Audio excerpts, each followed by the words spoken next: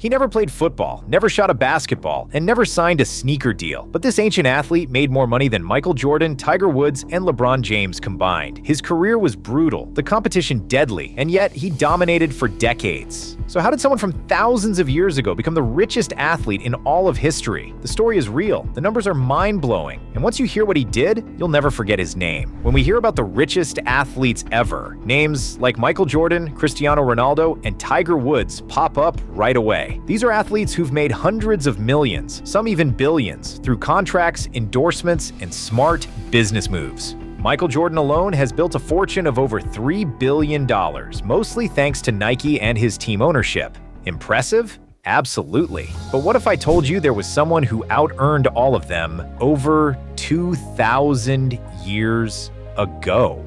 This man wasn't a basketball player, he wasn't a football star or a boxer. He raced chariots in ancient Rome. According to historians, his total earnings would be equivalent to more than $15 billion today. His name was Gaius Appuleius Diocles, and his story sounds almost made up, except it's not. Chariot racing in ancient Rome wasn't just a sport, it was the sport. Think of it like the NFL, Formula One, and the World Cup all rolled into one.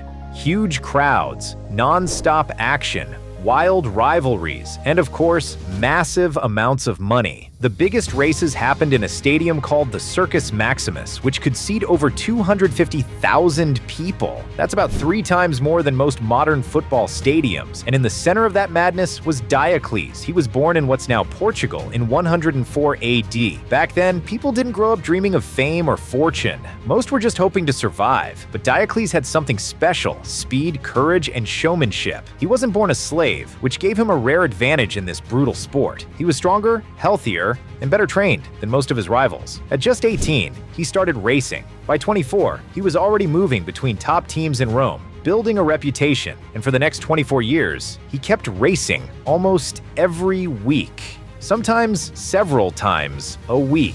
Over time, he became the most famous and most feared charioteer in the empire. But here's what really set him apart. He knew how to win and how to entertain. In most races, Diocles would stay behind in the early laps, waiting, calculating. Then, just when it looked like someone else had it locked in, he'd push to the front in a final burst. The crowd would go wild. That kind of finish wasn't just exciting, it was valuable. It drew more people, more attention, and much higher prize money. And those wins added up. Across more than 4,200 races, he came in first nearly 1,500 times. He placed second or third in almost as many more. Every time he hit the podium, he got paid big. By the end of his career, Diocles had earned over 35 million sesterces, the Roman currency of the time. Now, translating that into modern money is tricky, but let's put it this way. Even Roman senators, who were basically the billionaire class back then, needed just 1 million sesterces to qualify for the job. Diocles had 35 times that. And this brings us to a critical question. What does that kind of money actually mean? What could it buy? What kind of life did it give him? Let's talk about what Diocles' massive fortune actually meant in real life. To put things in perspective, historians say that the amount he earned could feed the entire population of Rome for a year, or it could pay the wages of around 30,000 Roman soldiers for several months. That's how powerful his earnings were. He wasn't just rich compared to other athletes. He was one of the wealthiest people in the entire Roman Empire. Only a few senators and, of course, the emperor had more money than him. Now remember, this wasn't some safe, cushy career. Chariot racing was extremely dangerous. The racers tied the reins around their waist to control the horses. That meant if they crashed, they could get dragged across the track, sometimes to their deaths.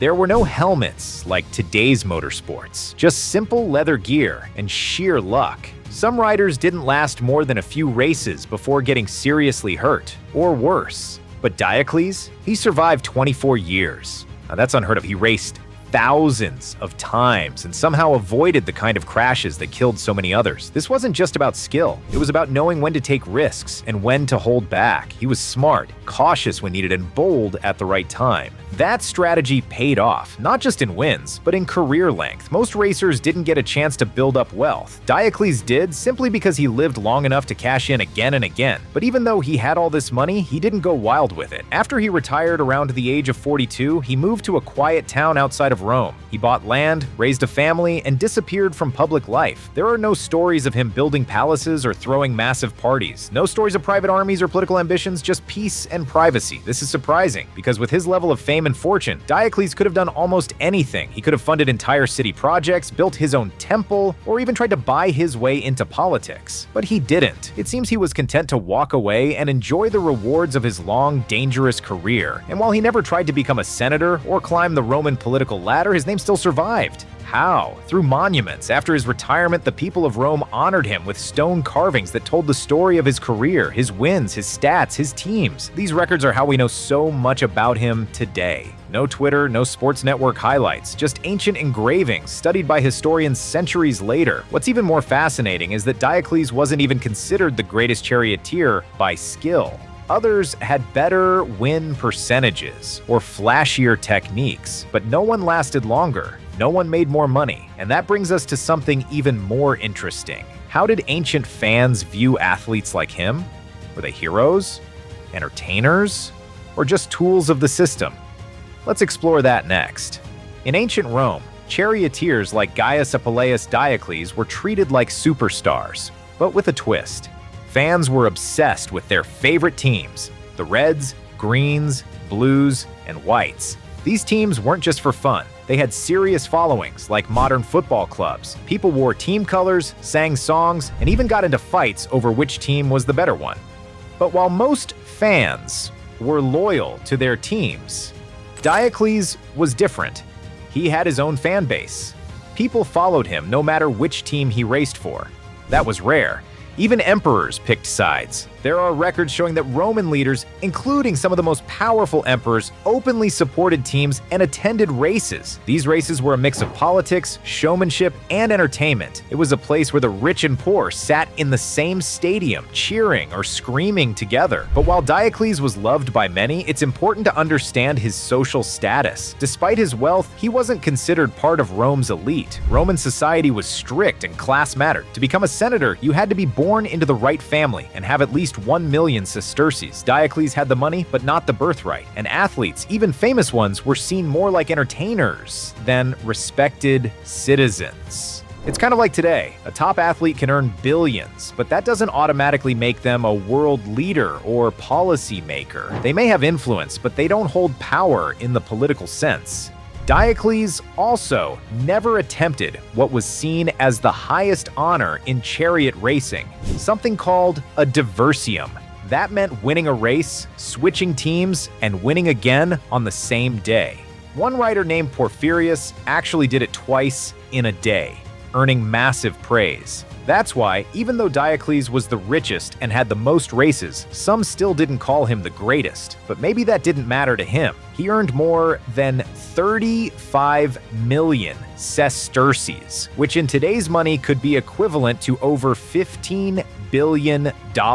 More than Michael Jordan, LeBron James, or Lionel Messi. That kind of fortune was unheard of. So why isn't he more famous today? Maybe because he didn't try to leave behind a legacy of statues and speeches. He didn't chase after politics or make his wealth known through giant buildings or art. He quietly retired, enjoyed his success, and disappeared from the spotlight. But the fact that we're still talking about him 2,000 years later says a lot. Diocles' story isn't just about money or danger. It's about a man who mastered his craft, outlasted everyone, and knew when to step away. He didn't have endorsements or social media. He had skill, guts, and time on his side. And in the end, that's what made him the richest athlete in history. Not just in gold, but in how long his story continues to live.